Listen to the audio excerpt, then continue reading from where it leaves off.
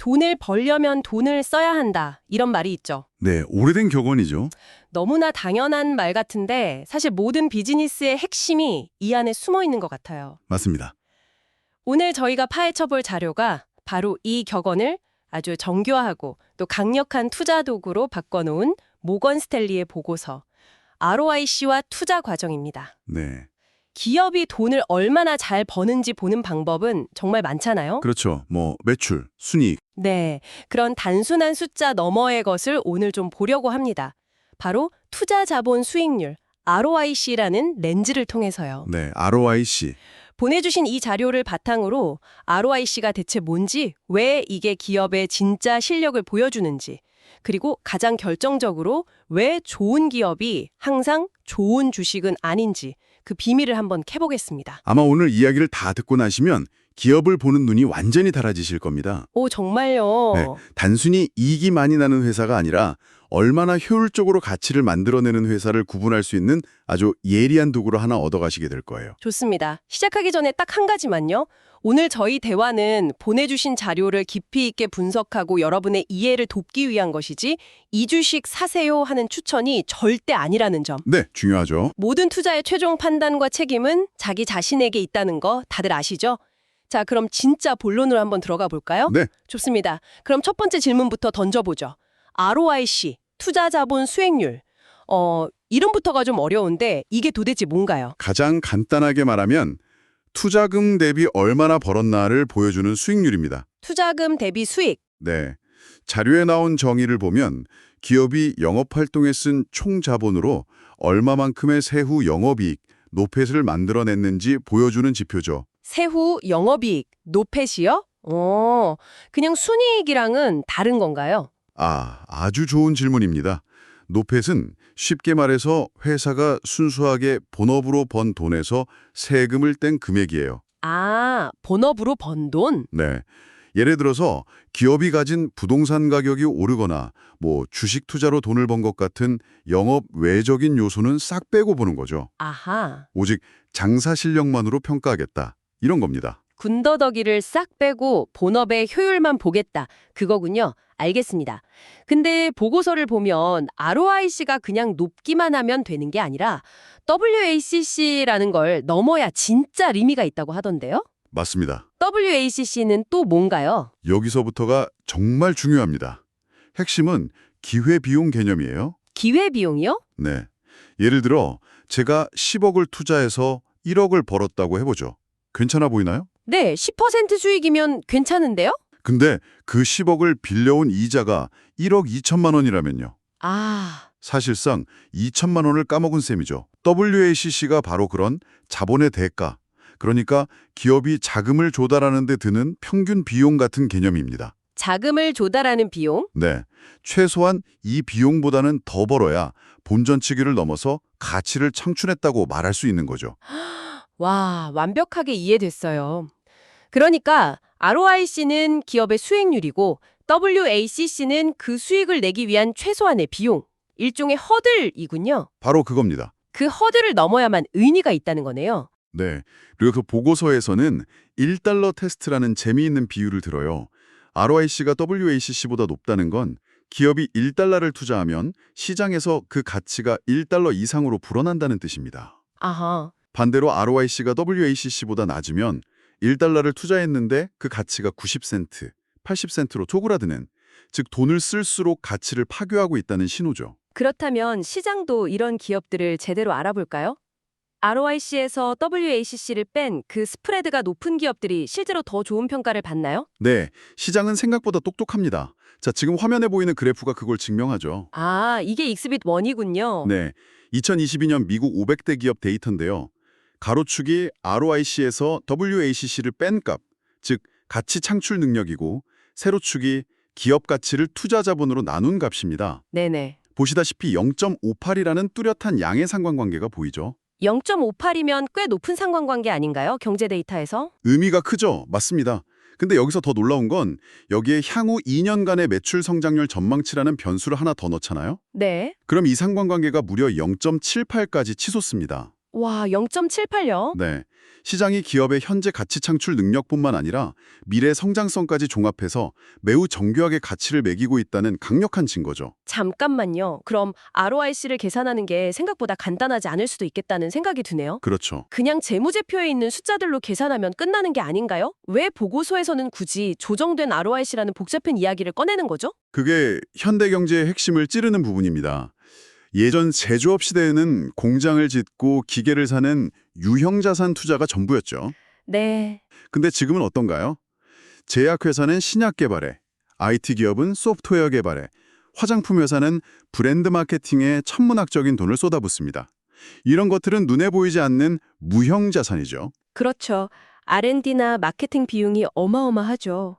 그런데 현행 회계 기준에서는 이런 지출 대부분을 미래를 위한 투자나 자산이 아니라 그에 써서 없애버리는 비용으로 처리합니다. 아, 당연히 실제보다 이익은 적게, 투자자본도 적게 잡히면서 ROIC가 심하게 왜곡될 수밖에 없죠.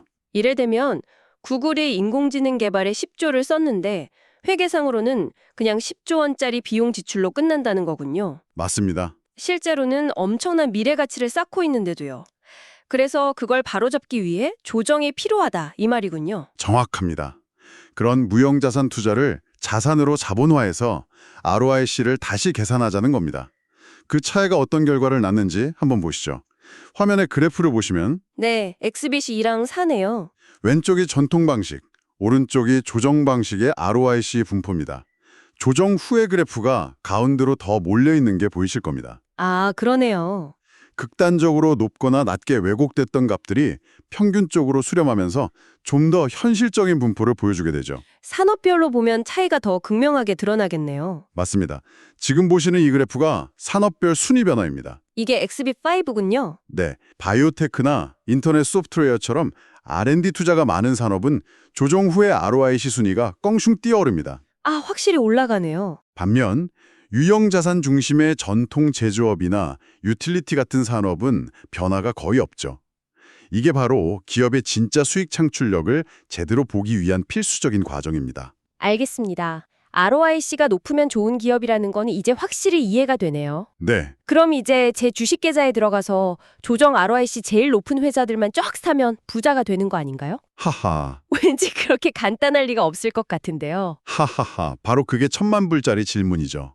그리고 보고서의 대답은 단호하게 아니오입니다. 아, 야빠리. 왜냐하면 주가라는 건 이미 시장에 알려진 모든 정보와 미래에 대한 기대를 반영하고 있거든요. 아, 애플의 ROIC가 높다는 건 전 세계가 다 아는 사실이고 그 기대감이 이미 주가에다 녹아있다는 말씀이시군요. 그렇습니다.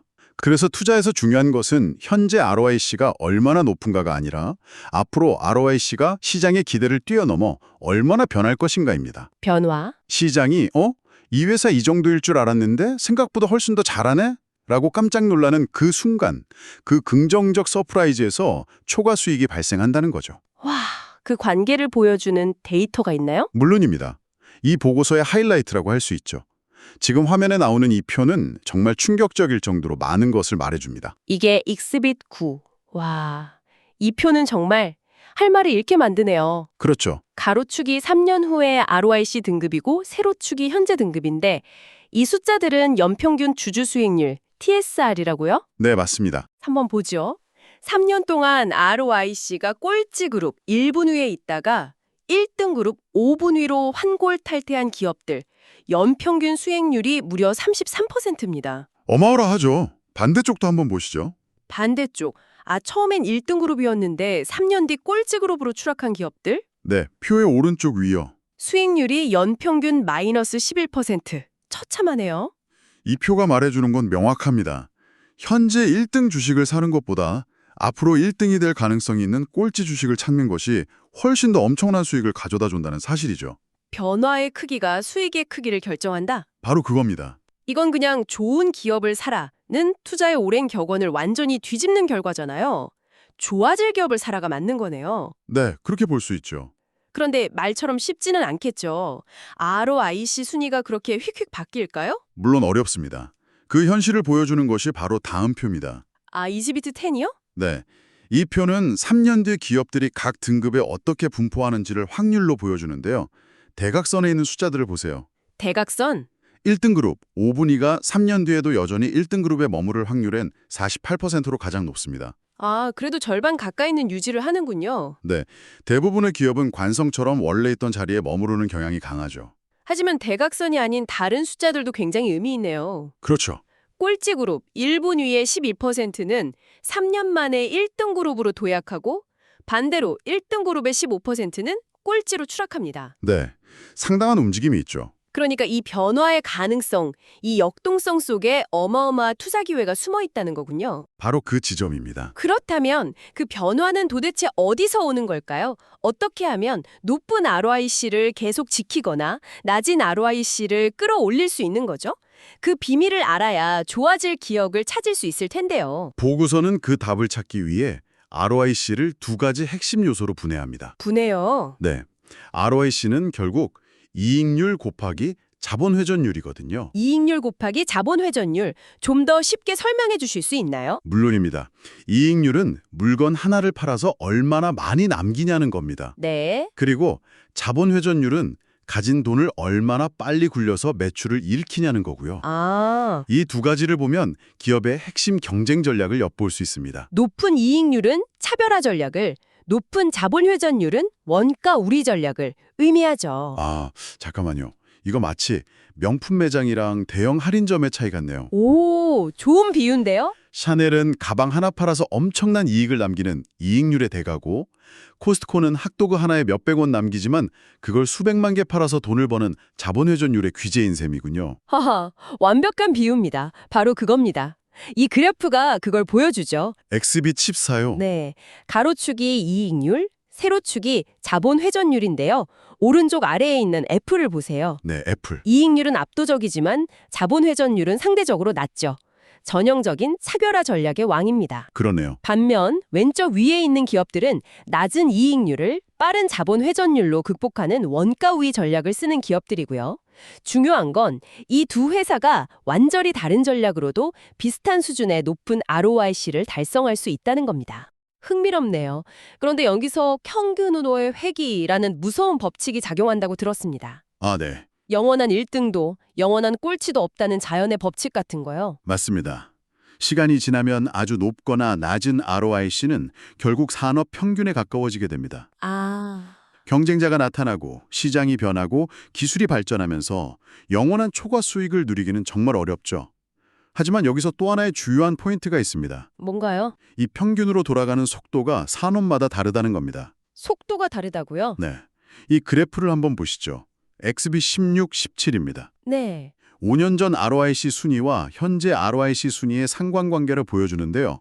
예를 들어 소비재 산업은 상관관계가 0.46으로 꽤 높습니다. 아, 그러네요. 한 번 1등은 5년 뒤에도 1등일 확률이 높다는 거죠. 브랜드 충성도 같은 강력한 해자가 있으니까요. 네네. 반면 에너지 산업은 0.15로 매우 낮습니다. 유가 같은 외부 변수에 따라 실적이 마구 흔들린다는 의미입니다. 와, 이건 정말 중요한 통찰이네요. 그렇죠. 똑같이 ROIC가 20%인 기업이 두 개 있어도 하나는 안정적인 소비재 기업이고 다른 하나는 변동성 큰 에너지 기업이라면 시장은 당연히 소비재 기업에 훨씬 더 높은 가치를 쳐준다는 거군요. 정확합니다.